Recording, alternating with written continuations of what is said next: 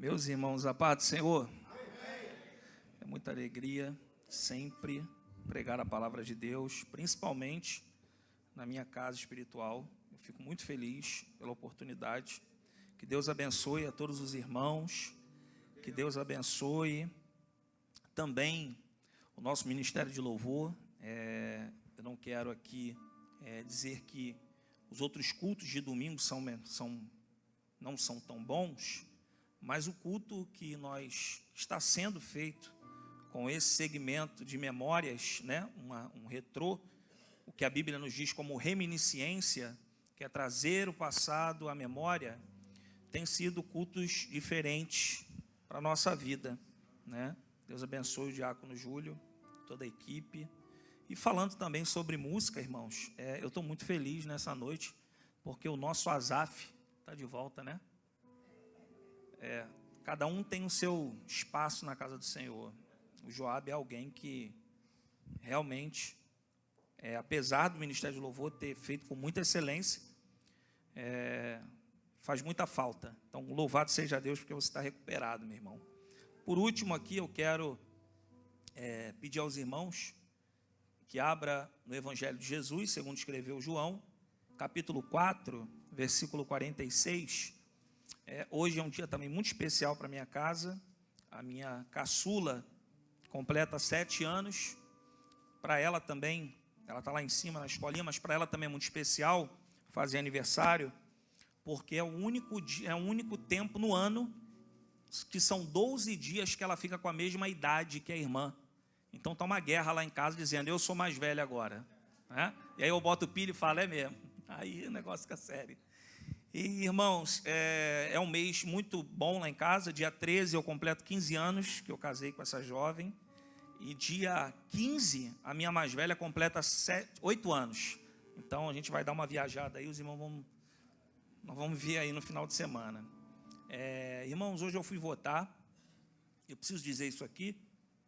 E eu fiquei muito triste, porque eu fui votar na escola que eu sempre voto, Paula Freitas, ali em Irajá, e aguardei, né? A minha sessão nunca demorou, mas hoje fizeram de tudo para o povo, né? Mas enfim, e ao entrar naquela sala, pastor, ao esperar ali a documentação ser feita, a pessoa que estava a votar, eu olhei para a parede da primeira série, Júnior, e eu olhei, Kleber, e vi um mural escrito, um trabalhinho das crianças da primeira série. LGBTQI+. E várias bandeiras com o nominho de cada criança escrita em colorido. E aí o Espírito Santo de Deus me tomou ali, irmãos. Meu irmão, eu estava com a fúria, que a minha vontade era quebrar aquele quadro todo. Mas aí eu fiquei pensando assim, meu Deus, tão indefesas, estão dentro de uma sala de aula, que deveriam aprender a ler e escrever, está sendo embutido sobre a garganta, goela abaixo, e nós ainda estamos achando que está tudo bem. Então eu acredito que isso foi também uma questão de Deus me despertar em nós orarmos, e não orarmos só pelas crianças da nossa igreja, porque muitos pais que são crentes também não têm condições de botar suas filhas e seus filhos na escola particular cristã, mas existem crianças que estão sendo atacadas, talvez mais do que nós, porque nós temos como nos defender, e elas ainda não têm essa ciência. Então, ore pelo nosso Brasil. João capítulo 4, versículo 46 nos diz assim: segunda vez foi Jesus a Caná da Galileia, onde da água fizera vinho. E ali havia um oficial do rei, cujo filho estava enfermo em Cafarnaum. E ouvindo que Jesus vinha da Judeia para a Galileia, foi ter com ele e rogou-lhe que descesse e curasse o seu filho, porque já estava à morte. Então Jesus lhe disse: se não virdes sinais e milagres, não crereis. Disse-lhe o oficial: Senhor, desce, antes que meu filho morra. Disse-lhe Jesus: vai, o teu filho vive. E o homem creu na palavra que Jesus lhe disse e foi-se. E descendo ele logo, saíram-lhe ao encontro os seus servos e lhe anunciaram, dizendo: o teu filho vive. Quantos creem nessa noite que esta é a palavra de Deus? Você crê? Então tome seu assento, glorificando o nome do Senhor. Meus irmãos, o texto que nós acabamos de falar é um texto que reporta a passagem do nosso Senhor Jesus na terra. Trata-se sobre o período do seu ministério, a saber, dos seus 30 anos aos seus 33,5, aonde o nosso Senhor Jesus expandiu o evangelho, trouxe uma nova visão às pessoas que estavam presas a dogmas, a religião, a cultura do homem, a questões que nem o próprio Deus aprovava. E o interessante é que, dentre muitos, o Senhor Jesus nos orientou a falar sobre esta passagem. O texto vai nos dizer que o capítulo de número 4, ele é um único capítulo, por mais que seja dividido em pelo menos 3 etapas. A primeira delas é a mulher de Samaria, e aqui é o contexto do capítulo 4, versículo 46. Após isso também existe a ceifa e os ceifeiros, e depois a cura do filho do oficial do rei. Mas nós sabemos que Jesus, ele tem um embate, tem um encontro com uma mulher que nós conhecemos na Bíblia como a mulher samaritana, a mulher de Samaria. E após isso, a Bíblia nos diz que este encontro mudou a rota desta mulher. Este encontro mudou a vida desta mulher. Este encontro não mudou só a rota, não mudou a mente, não mudou a vida, mas também alcançou milhares de pessoas que moravam em Samaria. Porque a Bíblia nos diz, no capítulo 4, que após o Senhor Jesus encontrar com esta mulher, ela ouve a palavra do nosso Senhor Jesus. E no capítulo 4 também nos diz que ela deixa os seus cântaros, ela abandona aquilo que ela veio fazer, e ela volta para Samaria com uma única perspectiva. Ela retorna à sua terra com um único pensamento: eu tive um encontro com o Cristo, o Filho de Deus. Eu tive um encontro com o Messias esperado. Eu tive um encontro com um homem que, mesmo sendo judeu, não é um homem comum. Eu tive um encontro com um homem que não me deu a água que ele disse que me ia dar, mas que as palavras que saíram da sua boca me tocaram por dentro da minha alma. E a Bíblia diz que, após isso, o sentimento desta mulher é transmitir o que ela viu, o que ela evidenciou.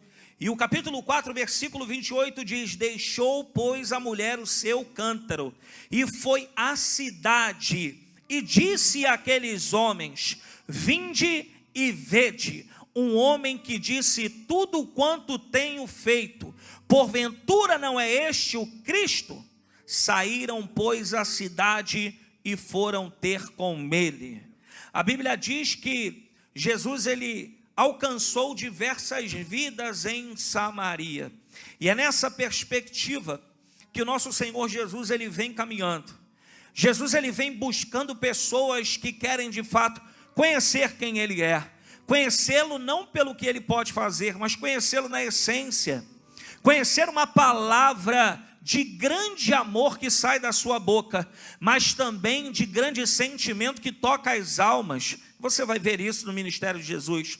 Nós vamos ver Jesus pregando e pessoas se despindo dos seus pensamentos e seguindo a Jesus como seu Salvador. Nós vamos ver também nos seus evangelhos como o homem, o endemoniado de Gadara, que estava possesso por legiões, por castas, e que não dava atenção a ninguém que tentava o ajudar o acorrentando.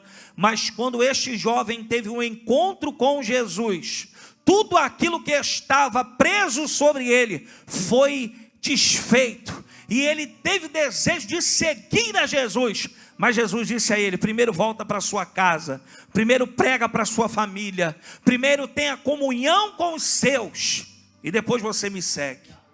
Mas O que me chama a atenção é que, assim que Jesus ele sai de Samaria, creio eu, que nas entrelinhas Jesus está com uma expectativa muito grande. Porque se tem algo que amadurece, se tem algo que enobrece, se tem algo que esclarece o nosso coração diante de Deus, é quando nós vemos resultados espirituais daquilo que praticamos. Se tem algo que alegra os nossos corações, é quando nós vemos a resposta de Deus aos nossos olhos. Então Jesus ele entra, ele chega a Galileia, e o próprio texto diz, próprio João, ele especifica isso, no capítulo 4 ainda, o versículo é o versículo de número 46, João ele nos diz que pela segunda vez, Cristo ele retorna a Galileia, Galileia onde a água fizera vinho. Parece que isso é algo que João escreve somente com um entendimento de que é a segunda vez que Jesus volta, e sendo a segunda vez, ele se relembra da primeira. E da primeira foi quando Jesus, no próprio evangelho que João escreve, capítulo 2, ele faz o seu primeiro milagre. Logo quando Jesus ele faz a transformação de água para vinho. Mas não é só isso. E nós vamos ver mais para frente. E aí o texto também diz no versículo 46, que após João mencionar que Galileia é um lugar em que Jesus já havia visitado, já havia feito um milagre, já havia iniciado a sua vida ministerial com sinais, com prodígios, com milagres. Também o texto nos diz que após isso havia ali um homem. João ele destaca que no meio das multidões que cercam Jesus, nos lugares em que ele está, existe um homem. E este homem é um oficial do rei. Que rei é este? O rei da época, Herodes Antipas. Existe ali um chefe da guarda de Herodes. E olhe para mim aqui, Herodes Antipas é o rei que autorizou degolarem a cabeça de João Batista. Herodes Antipas é o rei que nas entrelinhas participará da execução do nosso Senhor Jesus, que aqui vive está. Este homem está ali, mas não está no nome de Herodes. Talvez esse homem é reconhecido como um representante do rei Herodes, talvez pelas suas vestimentas, talvez pelas suas credenciais, talvez até pelo seu rosto, por ser conhecido, não sei. Mas a Bíblia diz que ele é um representante de Herodes, um homem muito mau. E João também nos diz que este homem está ali, ele é representante do rei, cujo o seu filho estava enfermo. O seu filho estava enfermo em Cafarnaum, não na Galileia.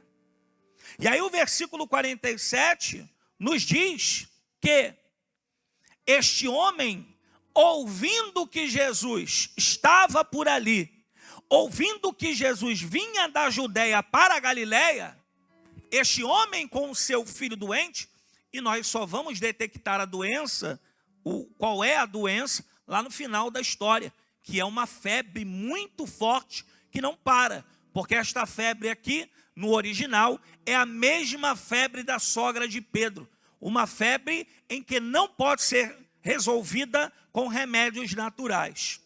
O interessante é que este homem aqui, ele ouve que Jesus está a caminho de Judeia, a caminho da Galileia, passando pela Judeia, e ele decide sair de Cafarnaum e ir para a Galileia.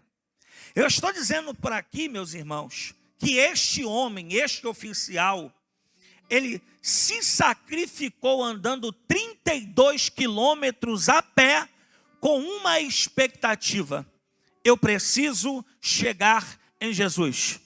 Este homem, ele se sacrifica caminhando, e isso mexe com o meu coração, porque apesar de ser filho dele, este homem se sacrifica até chegar a Jesus, e sabe lá se talvez ele seria ouvido por Jesus. Mas este homem cria uma expectativa no seu coração. Eu preciso ir até Jesus, porque só Ele pode resolver o problema que está na minha casa. O que me chama a atenção aqui também é que ele criou uma expectativa tão grande, que a expectativa dele supriu o esforço que ele estava fazendo. Quando ele consegue chegar, quando ele consegue ver a Jesus, este oficial, ele não pede em nome de Herodes, ele pede em nome de um pai que está gemendo e sofrendo para que Jesus faça na vida do outro.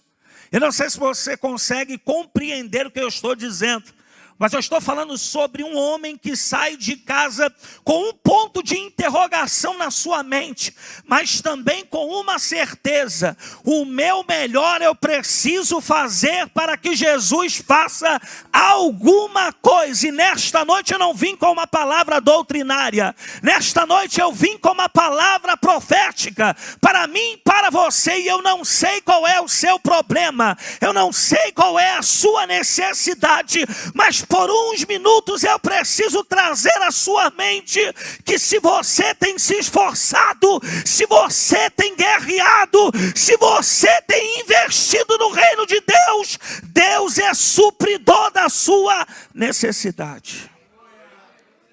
Deus, ele tem o poder de suprir a sua necessidade. Este homem não se sacrifica para que Deus faça na sua vida.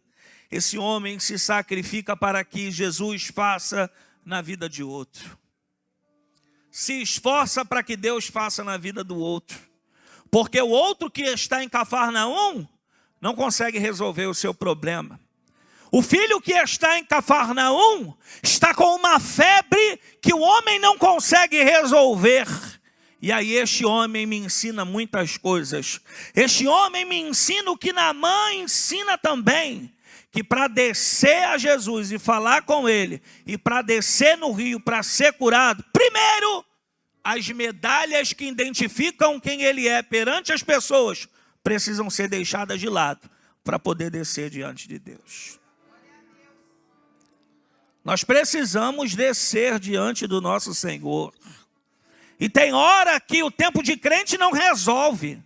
Tem hora que as línguas estranhas não resolve. Tem hora que ser amigos de profetas, amigos de doutores, ter canudo de faculdade, não resolve. O que resolve é um coração quebrantado. O que resolve é uma cabeça colocada entre os joelhos.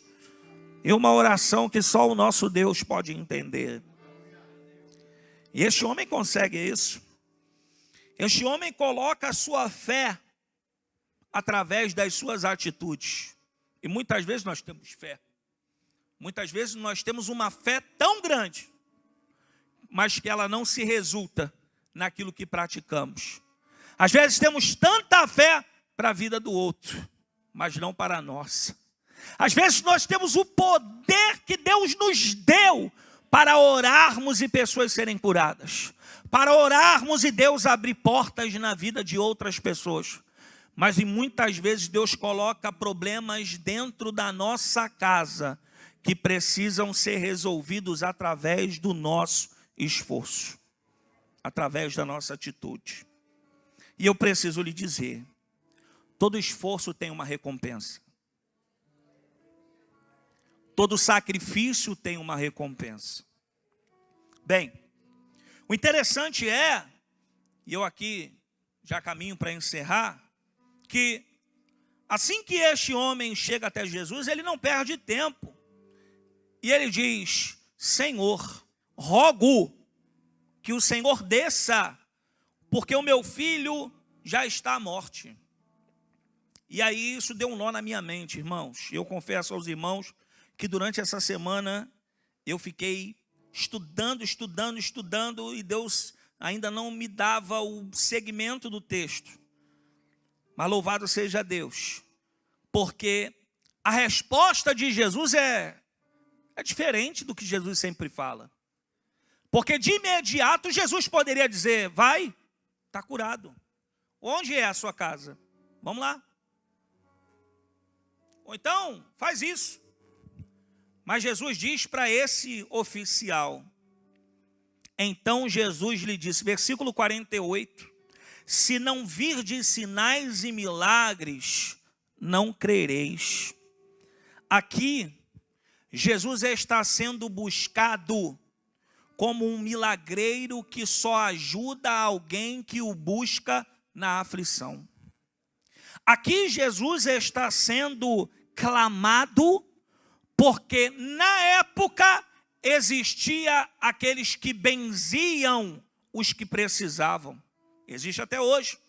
Infelizmente, minha avó antigamente, quando me levava lá nos benzedeiros, pegava uma folha de arruda e eu só via ela falando assim. Tss, tss, tss, tss, tss. E eu era agitado na escola e de repente a arruda encolhia toda e ela falava assim para minha avó. Aí ó, o garoto estava carregado. Então Jesus aqui detecta, meus irmãos, que este homem, mesmo tendo a intenção muito boa, o sacrifício muito bom, a expectativa muito grande, a intenção dele é só vir, buscar e ir embora. Só que tem um porém. Jesus ele está voltando de Samaria, Joabe. Em Samaria, Jesus não fez sinal nem prodígio e todo mundo que ouviu ele se converteu. Porque ele pregou a palavra. Eu preciso dizer isso aqui. Meus irmãos, nós não precisamos de cajados ou réplicas de cajados no altar para que os pastores dessa igreja toquem em você com o cajado.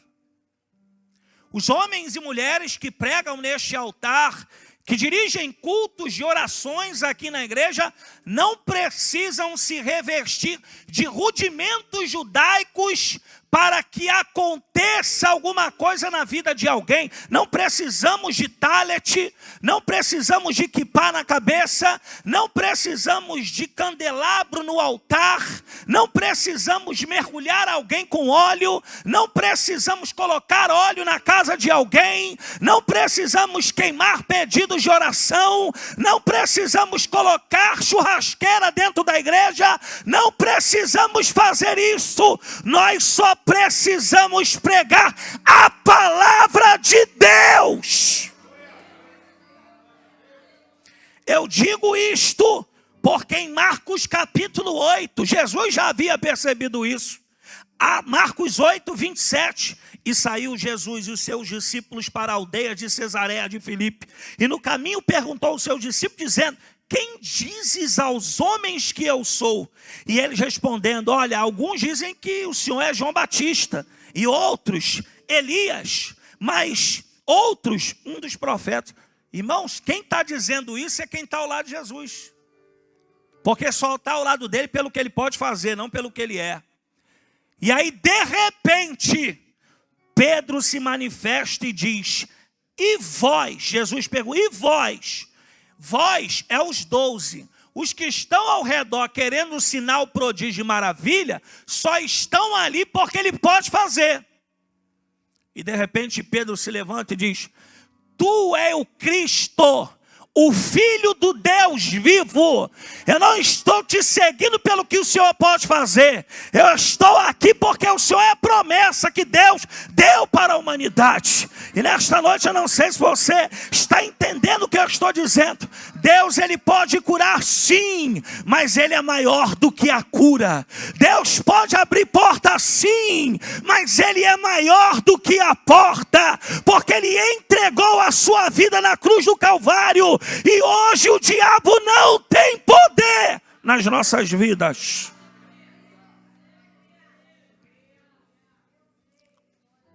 E aí este homem indaga Jesus novamente. E Jesus diz para ele, vai, porque o teu filho vive. E a Bíblia diz, e o homem creu naquela palavra. Ô irmão, aqui só tinha duas possibilidades. Ou esse homem volta frustrado para casa, porque as palavras não convenceram ele. porque não conseguiu o milagre que ele queria ver, o sinal que ele queria ver, o prodígio que ele queria ver. Mas aquele homem entendeu o que Jesus disse e agarrou aquela palavra como se fosse a única circunstância da sua vida a ser resolvida. E aquele homem foi embora para casa. E antes dele chegar em casa, o texto diz que os servos vieram a caminho dele e diz: o teu filho vive. Oh, glórias a Deus. Eu não sei você, mas eu estou aqui pregando cheio de dor de cabeça. Hoje foi uma guerra espiritual, mas eu não saí de casa para vir aqui e não agarrar aquilo que Deus me deu no mundo espiritual. Nós estamos louvando, estamos clamando, estamos ouvindo a palavra de Deus, mas você precisa agarrar aquilo que Deus tem falado neste lugar, e você precisa voltar para sua casa diferente, porque se você agarrar a palavra, não que o Diego prega, mas a palavra, tem novidade de Deus para a sua vida, tem renovo de Deus para a sua vida. Eu não sei se você crê nisso aqui, mas enquanto eu estou pregando aqui, o Espírito de Deus está me dizendo: Deus, Diego, eu quero levantar pessoas aqui. Diego, eu quero dar autoridade para pessoas aqui. Diego, eu quero revestir pessoas aqui nesta noite. Louvado seja Deus. Glória seja dada ao nome do Senhor. Bendito seja o teu nome. Calabadarahassúria. E calanturabadahácia. Irmãos, eu estava antes de vir aqui ouvindo um hino, e de repente eu ouvi a pessoa que ouvia o hino no vídeo dizendo aquele... tem fogo nos olhos. Eu não imaginava que era lindo assim. Irmãos, não imaginava. Se tem um atributo de Deus que nunca mudará, pastor Marcos, é que Deus tem o poder de nos surpreender sempre. Sempre. O homem pode falar fechou, mas se Deus falar abriu, está aberto.